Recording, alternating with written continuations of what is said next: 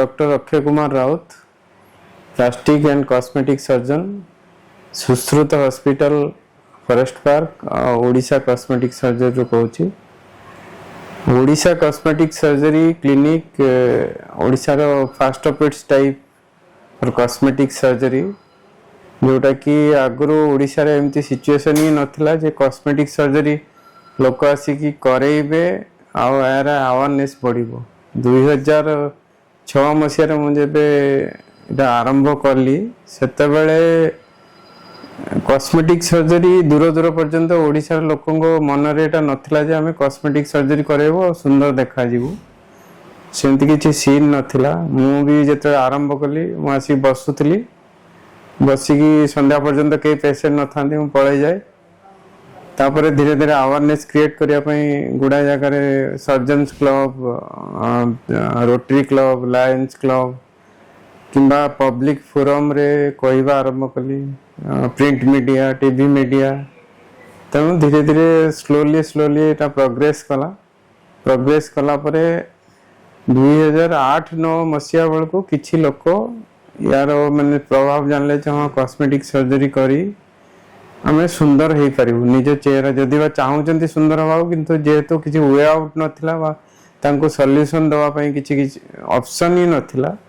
तेणु से जहाँ पाखे पैसा थिला बहुत पैसा थिला से बॉम्बे दिल्ली पलाउले। जो मैंने मिडिल क्लास बा लोअर मिडिल क्लास चाहूले सुंदर हवा किंतु किसी ऑप्शन नाला नियरेस्ट एरिया रे। तेणु सेटा से करई भी पारु नथिले। तापर तांकर बजेट फ्रेंडली हवा जरूरी थिला, जे बाहर को गले से पैसा खर्च कर परिबेनी तांक पाखे नथिला। तेणु बाई 2010 प्राय 20-30% कन्विन्स हेले ना एठी भी हमर कॉस्मेटिक सर्जरी भल भाव हो पारुची, जेमती बॉम्बे दिल्ली रे करा जाउची आ सुलभ मूल्य बा कम पैसा रे हो पारुची। आउ डॉक्टर टी जेहेतु पाखे अवेलेबल रोची 24/7, तेणु से किसी प्रॉब्लम हेले भी आसिक सॉल्व करे पारिबे बा किसी कॉम्प्लिकेशन हेले सेटा मैनेज हो पारिबो। तेणु से ही आशा लोक मैंने आसवा आरंभ कले।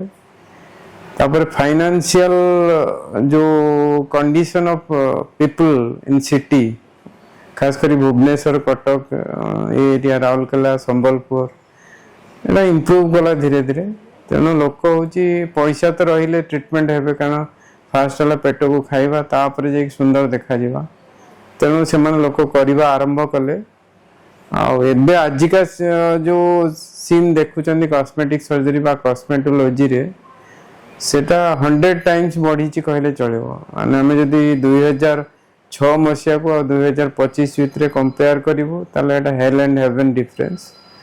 लोक माने मु सेते बेले 5000 रुपीज रे राइनोप्लास्टी भी करिछि क्या ना जो माने पोल्ट्री फार्म रे गोटे झील काम करे से कुकुड़ा फार्म रे थिला, सी बाघर हो पार नथला। तेणु सी आसिक ये कॉस्मेटिक सर्जरी भी करे राइनोप्लास्टी। जेहेतु तार करवार इच्छा थिला मु 5000 टंकार भी तार करछि। जो माने होची फिल्म लाइन रे थिले, सीरियल करूथिले, से मानकर भी 5000 10,000 टंकार मु ए सर्जरी सेते करैछि।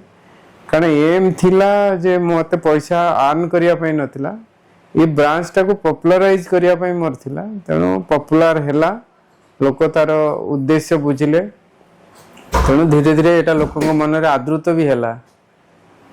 तापरे होची एबे जो सीन एबे कॉस्मेटिक सर्जन बहुत गुडाए अछंती सिटी रे, कॉस्मेटोलॉजी प्रैक्टिस करचंती। घरे घरे बाहरु आसिकी भी गुडाए संस्था खोली जो माने ब्यूटी ट्रीटमेंट करूछंती, तांको पाखु भी लोक जाउछंती।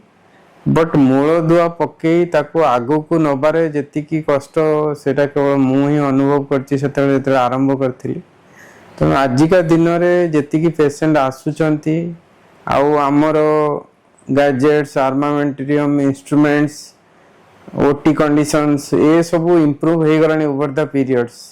आमे भी से अनुसार एक्सपीरियंस एतिक वर्ष रे गेन कलुनी। तेणु से एक्सपीरियंस को पाथेय करिकी आमे लोक मानकु भल रिजल्ट दे पारुछु।